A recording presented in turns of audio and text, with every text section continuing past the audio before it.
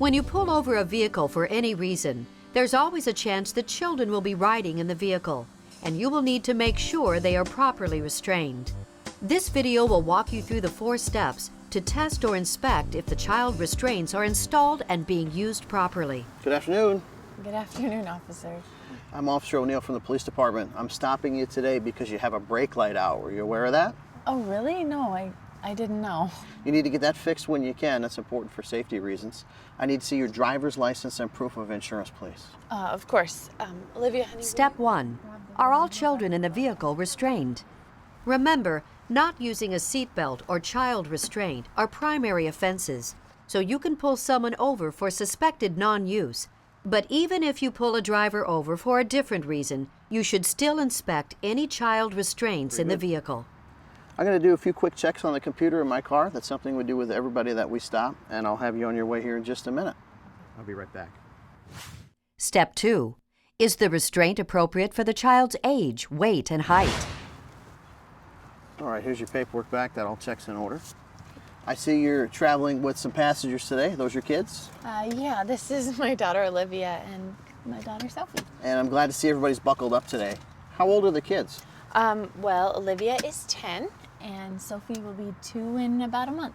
It is important to know the children's ages. As the law specifies, children younger than 8 must be in a booster seat unless they are taller than 4 feet 9 inches.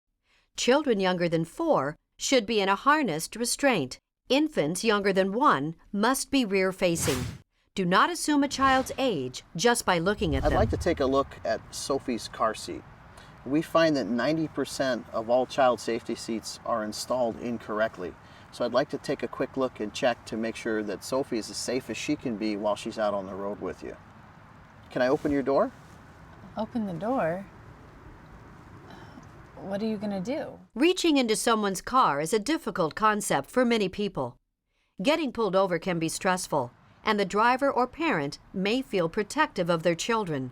The idea of someone getting near their child can be alarming. It is best to approach the subject as an educator rather than a rule enforcer. I just want to check the seat, make sure that the harness is on correctly and that the seat is installed tight. She's going to stay seated right there the whole time. Well, okay. Let me unlock the door. The child might be scared or stressed by the situation too. Do your best to make the experience as easy as possible for the child. Greet the child and let them know what you're going to do before you do it. Let's check out your car seat. Look over the car seat to see if it is in good condition. If it looks old, ask the driver if the seat is a hand-me-down or if they purchased it at a garage sale or second-hand store. Make sure the labels on the side of the seat are present. You can review the labels for weight and height limits and check for a level indicator on rear-facing seats. If the seat is convertible, it will have multiple belt paths. Point these things out to the driver. I see you've got a convertible seat here, and you can probably keep Sophie rear-facing for a little while longer. Legally, kids have to stay rear-facing until they're at least 1 year old and 20 pounds. But it's actually 5 times safer to keep them rear-facing for as long as possible. Really? I was just so excited to get her turned around. It's recommended now that kids stay rear-facing until at least 2, but it's really best to keep them turned around until they reach the upper weight limits of the car seat. Huh. Keep talking to the driver as you inspect the seat to keep them calm and engaged. The interaction will be less stressful if you can explain why you are performing each action. You should also emphasize what the driver is doing right. I see you're using a latch system. Definitely keep using that top tether when Sophie's ready to turn forward-facing, whether you install it with the latch belt or the seat belt. It really helps keep the seat in place if you're ever in a crash. Step 3. Is the restraint secured tightly in the vehicle? So your seat's a little loose here, and it shouldn't move more than an inch front to back or side to side when you wiggle it. So you'll want to tighten up these straps. And step 4. Is the child tightly secured in the restraint or seat belt? The harness is nice and snug here, but the retainer clip is too low. You want it up at the armpit level because you're going to launch forward in the forces of a crash, right? You want the clip to hit at the strong breastbone and not down at the soft stomach. The other danger of having a clip too low is that the child could be thrown out of the harness through the center. The harness is at a nice level though, right at Sophie's shoulders.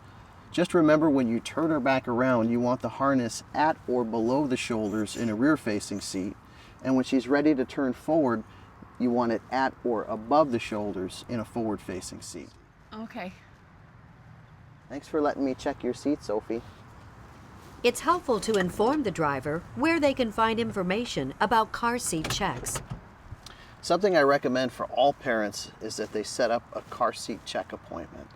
These are things that are done by people specifically trained to check car safety seats. You can find them by looking at the website buckleupkids.mn.gov or just Google car seat checks Minnesota, Ramsey County, wherever it is that you might be. A lot of fire stations and police stations also do child safety seat checks, so you can try calling them and setting up an appointment as well. One of the other things I wanted to talk to you about is your daughter Olivia. We recommend keeping kids in the back seat until they're 13. You're not breaking any laws right now, but it's a whole lot safer for Olivia to be back there. And I also think Olivia should stay in a booster seat a little while longer. No way. You see how the lap belt is up over her stomach and the shoulder belt is rubbing on her neck? A booster seat is really going to help solve those problems. The law only requires kids to stay in their booster seats until they're 8, but it's best to keep them in their booster seat until they can properly fit in a regular seat belt, and that's usually when they're about 4 feet 9 inches tall. You want the belt on the hips and on the shoulder. It's just like with a retainer clip. You want the belt to cover across the strongest parts of the body.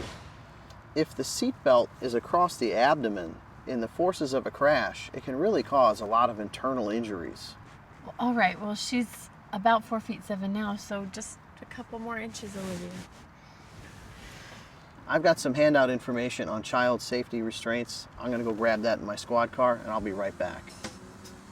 Your department can order the Don't Skip a Step and Buckle Up Kids brochures on the Office of Traffic Safety's page of the Minnesota Department of Public Safety website to offer to drivers with child passengers during traffic stops. You can also direct drivers to buckleupkids.mn.gov for information on car seat checks and instructional videos. They can also find information there on where to obtain free or discounted car seats if needed. If you do decide to issue a citation, you should remind the driver that the fine may be waived or reduced if they can prove they obtained a restraint within 2 weeks of the citation. Follow these 4 simple steps for inspecting child restraints during traffic stops to ensure children are as safe as possible on Minnesota roads.